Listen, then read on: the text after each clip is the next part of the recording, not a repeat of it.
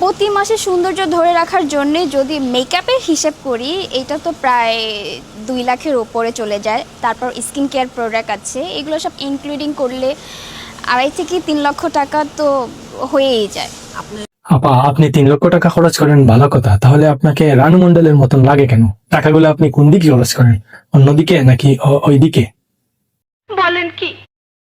আচ্ছা আপা, আপনাকে বিয়ে করতে হলে কি কি লাগবে একটু যদি বলতেন।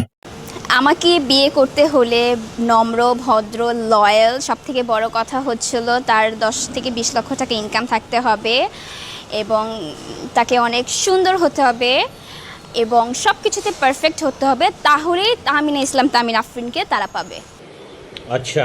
সমাজে কি মেয়েদের অভাব পড়ছে নাকি আপনাদের মতো হিজড়া টাইপের মেয়েগুলোরে মানুষ বিয়ে করবে? ফালতু।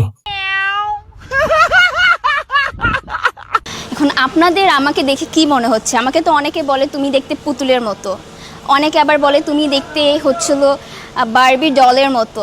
এখন আপনার কি মনে হচ্ছে আমি পেতনির মতো? হ্যাঁ আপু, আপনাদের দেখলে আমার সত্যিকারের মনে হয় রানু মন্ডলের হয়তো বা কার্বন কফি ছোট বোন। আমি যেটা মনে করি, আমি দেখতে অনেক সুন্দরী, অনেক কিউট এবং গ্ল্যামারাস এবং অনেক সুন্দরী। ও আপা, এটা ঠিক আছে, আপনাকে অনেক সুন্দর লাগতেছে, আপনাকে অনেক নায়িকা পরিমণির মতন লাগতেছে আপনার ফেস, বাট পাবলিক গুলা খাইতেছে না। বলেন কি? কই থেকে যে আপনারা আসেন কয়দিন পর পর, আর আপনাদের কিসের জন্য যে এত হেডাম তাও তো বুঝি না। কি একটু সুন্দর আর ওইগুলো কি থাকলেই কি হেডাম বেড়ে যায় আপনাদের? আহারে।